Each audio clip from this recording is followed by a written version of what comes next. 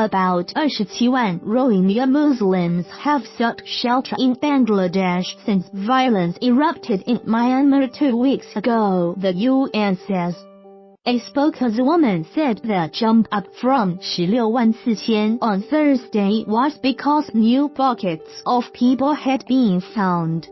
She called the figure so alarming and said urgent action was needed to address the situation in Myanmar.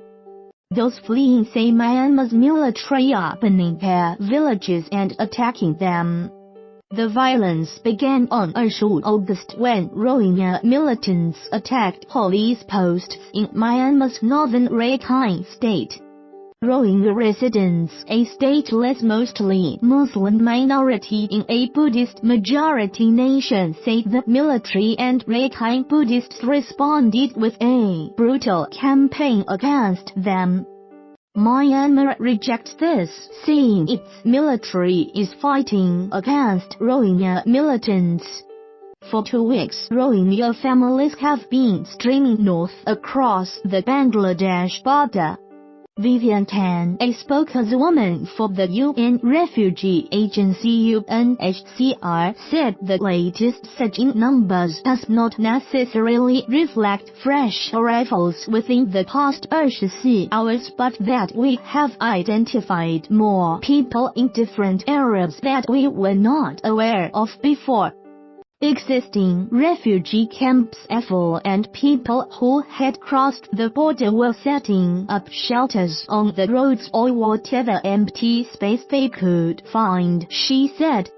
They were exhausted, hungry and desperate for shelter, a UNHCR briefing note said. Some are trekking to the Nav River, which forms the border, and others are sailing up the coast. At least 75 Rohingya boats arrived in Cox's Bazar in Bangladesh on Wednesday, the UN's migration body said. The Rohingya plight is sparking concern and protests in many nations, and Myanmar's de facto leader Hot Sensational has been criticized for failing to protect them. On Thursday, South Africa's Archbishop Desmond Tutu, one of the leading figures in the anti-apartheid struggle, added his voice, saying, "If the political price of your ascension to the highest office in Myanmar is your silence, the price is surely too steep."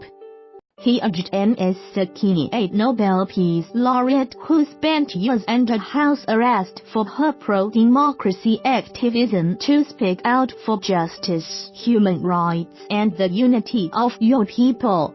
Earlier in the week, Ms. Sakini, who faces strong anti-Rohingya sentiment in Myanmar, claimed the crisis in Rakhine State was being distorted by a huge iceberg of misinformation.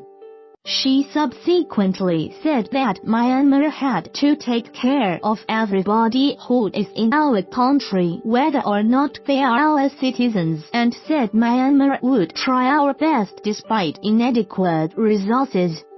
Those who have fled northern Rakhine State bring tales of village burnings, beatings and killings at the hands of the security forces and Buddhist youths.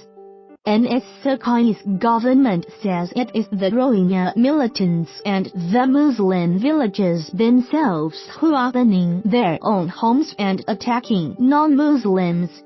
But a BBC reporter in Rakhine State on Thursday saw a Muslim village being burned, apparently by a group of Rakhine Buddhists, contradicting the official narrative.